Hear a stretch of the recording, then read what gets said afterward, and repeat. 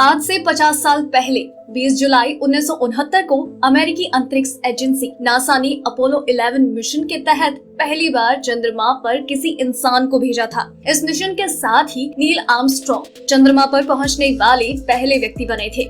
Armstrong के कुछ minute बाद ही एडविन बज़ चंद्रमा की जमीन पर कदम रखा था। तीसरे अंतरिक्ष यात्री माइकल कॉलिंस ने ऑर्बिट पायलट की जिम्मेदारी संभाली थी, लेकिन वहां पहुंचने में नील आर्मस्ट्रॉन्ग को किसी रॉकेट या स्पेस क्राफ्ट की आवश्यकता तो हुई होगी। आपके मन में ये सवाल जरूर उठा होगा कि जिस समय ना इतनी अच्छी स्पीड वाला इंटरनेट, ना आज जैसे कंप्यूटर और ना ही टेलीफोन थे, आखिर उस समय नासा ने ये कैसे कर दिखाया।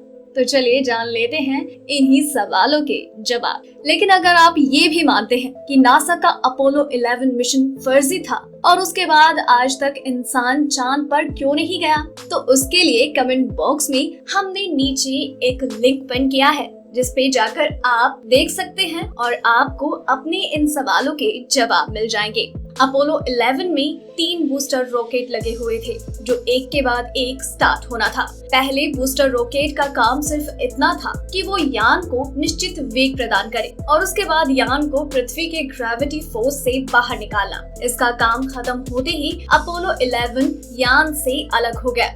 अब बारी थी दूसरे बूस्टर रॉकेट की। पहले से अलग होने के बाद दूसरा रॉकेट स्टार्ट हो गया। इस पार्ट का काम यान को पृथ्वी की कक्षा में पहुंचाना था। यान के पृथ्वी की कक्षा में पहुंचने के बाद ये पार्ट भी अलग हो गया। अब तीसरा पार्ट स्टार्ट हो गया, जिसका काम यान को पृथ्वी के 1.5 चक्कर लगाकर चांद के रास्ते की ओर बढ़ाना था। यान के चांद की तरफ बढ़ते ही ये पार्ट भी अलग हो गया।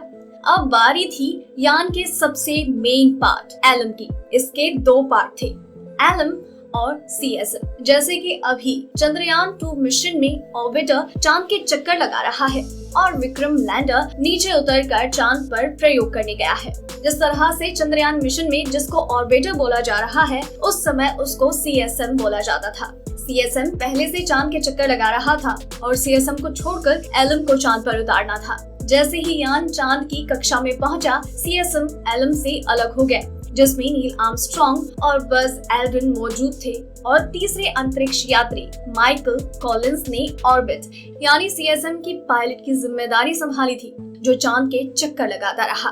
और एलम चांद की ओर बढ़ने लगा, जिसके 2 पार्ट थे, एसेंट और डिसेंट। डिसेंट इंजन का काम चांद पर लैंड करने का था और एसेंट का वापस आने का। जैसे ही दोनों चांद की सतह के पास पहुंचे, उन्होंने समतल जगह का चुनाव किया और डिसेंट इंजन को स्टार्ट किया, जिससे उसने अपने चारों पांव खोल लिए और धीरे धीरे चांद पर उतर गया। लैंडिंग के 6 घंटे के बाद नील आर्मस्ट्रॉन्ग ने 21 जुलाई 1969 को सुबह 2:56 पर चांद पर कदम रखा और उसके ठीक 20 मिनट बाद बज़ एल्ड्रिन ने चांद पर कदम रखा।